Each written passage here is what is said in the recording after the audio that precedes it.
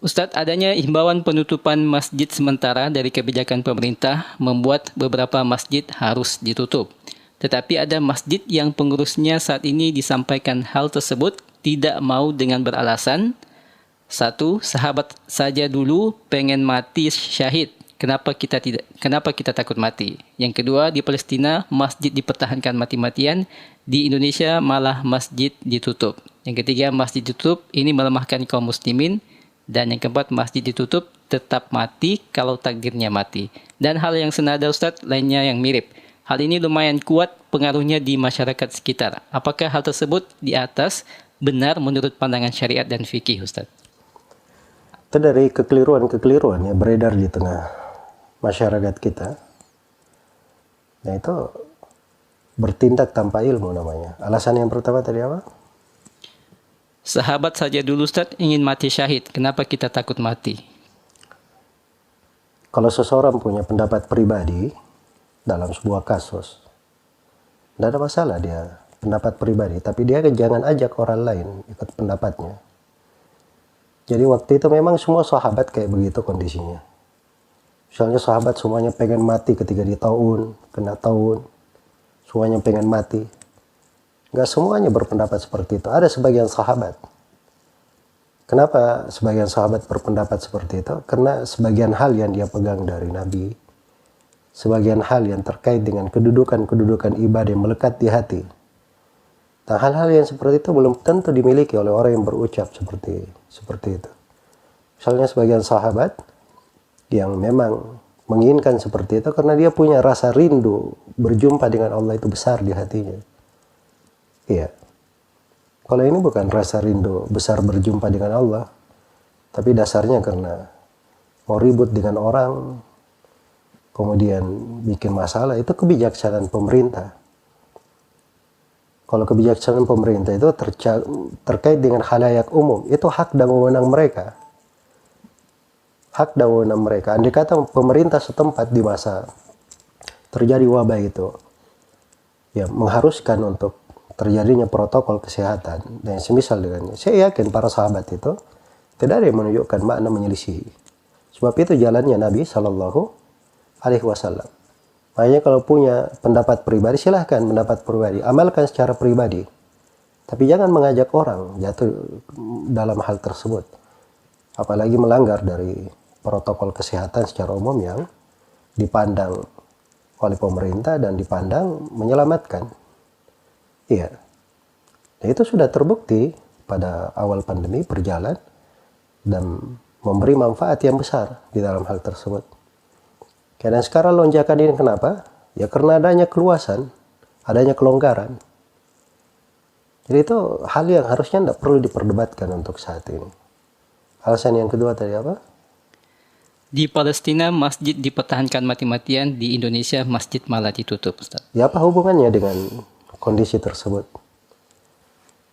Kalau misalnya di sebuah keadaan kondisinya itu dipertahankan karena bagian dari menjaga aset-aset agama, meninggikan kalimat Allah, maka itu tidak ada masalah.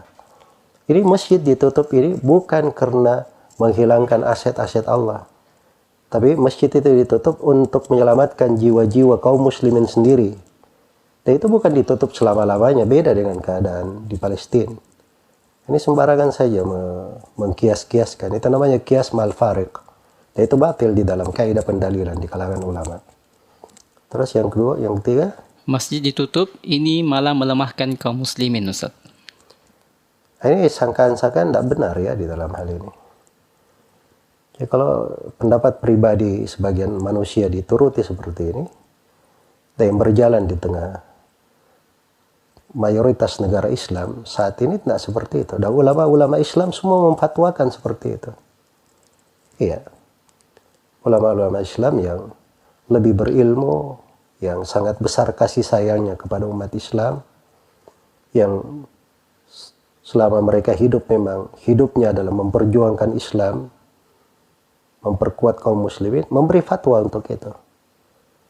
Agar seorang itu berada di rumah, dia ikuti ketentuan pemerintah kalau memang pemerintah memandang untuk tidak sholat berjamaah sementara di masjid.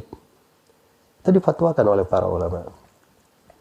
Jadi jangan berucap dari ucapan-ucapan yang kadang seorang itu berbicara tanpa ilmu. Itu dosa namanya. Wala taqfu ma laysa laka bihi ilm.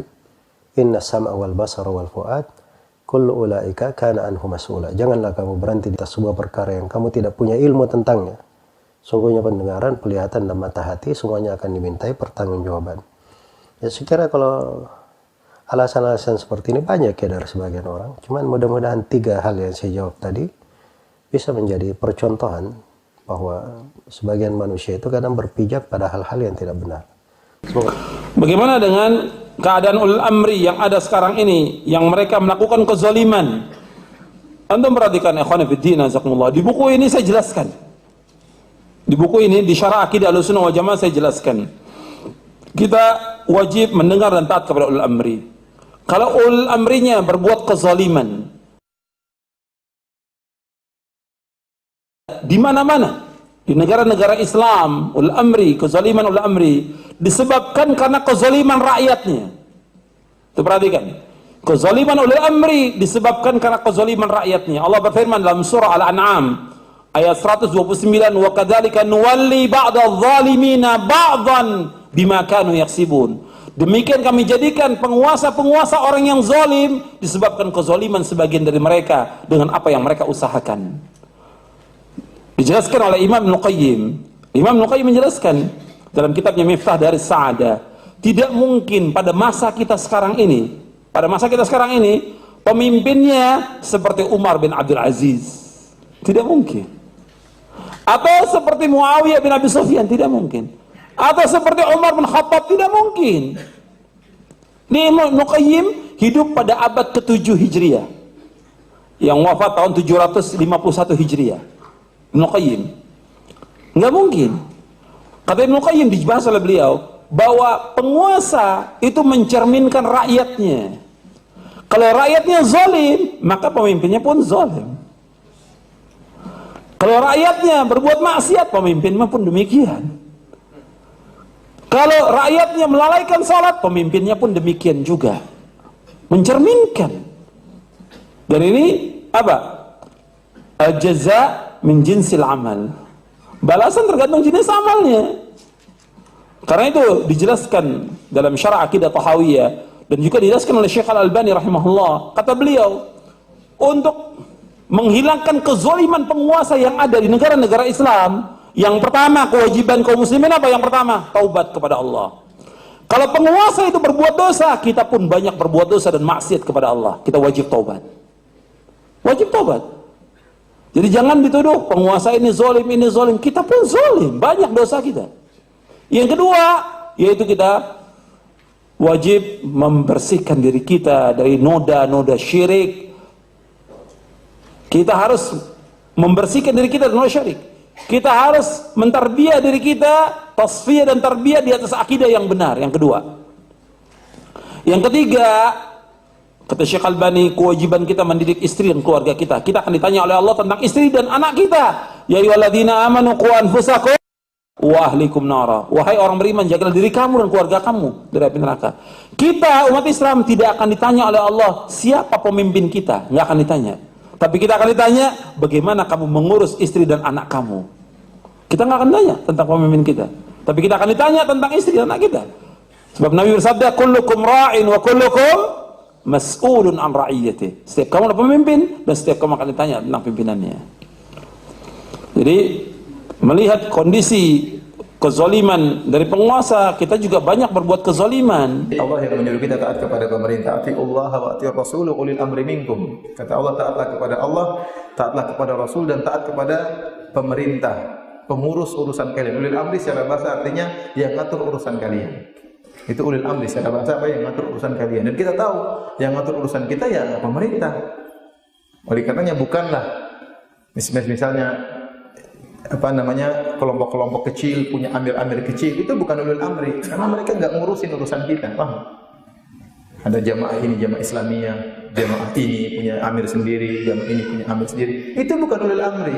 Apa dia ngutur urusan kita?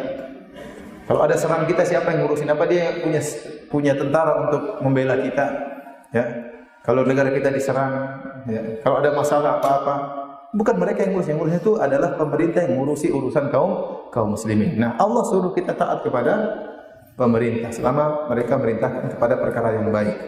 Allah mengatakan taatlah kepada Allah, atiur Rasul, atiullah, atiur Rasul, taatlah kepada Allah, taatlah kepada Rasul dan ulil amri. Justru kata Syekh Utsaimin rahimahullah, justru taat kepada ulil amri itu adalah pada perkara-perkara yang tidak ada dalilnya, yang tidak bertentangan dengan syariat. Kalau ada yang ada dalilnya, enggak perlu pemerintah. Kita sholat tidak tunggu pemerintah suruh kita sholat, paham? Kita puasa tidak suruh tunggu pemerintah suruh kita puasa, karena memang Allah yang perintah langsung, Nabi yang perintah langsung. Justru tatkala pemerintah menyuruh kita yang tidak ada dalilnya tapi mendatangkan maslahat, justru kita harus patuh pada perkara tersebut. Di antaranya contohnya sederhana, membuat surat nikah. Ini ada aturannya atau tidak? Kita disuruh menikah pakai surat nikah atau tidak? Ya. Ada masalahnya atau tidak? Ada. Kalau nggak ada masalahnya nanti orang gimana? Orang berzina ngaku sudah nikah. Mana suratnya? Nggak perlu surat nikah. Tidak ada di zaman Nabi SAW. Yang lain kondisinya. Sama, pemerintah membuat lampu merah. Ya. Ini tentunya ada maslahatnya. Ya. Maka kita taat kalau memang itu ada maslahatnya. Dan aturan-aturan yang lainnya. Kalau memang ada maslahatnya, kita taati. Kalau nggak ada maslahatnya atau ternyata menyelisihi syariat Allah, maka tidak perlu ditaati. Karena la ta'ata li makhluqin fi ma'siyatil khaliq. Tidak ada ketaatan kepada makhluk dalam rangka bermaksiat kepada Allah Subhanahu wa taala.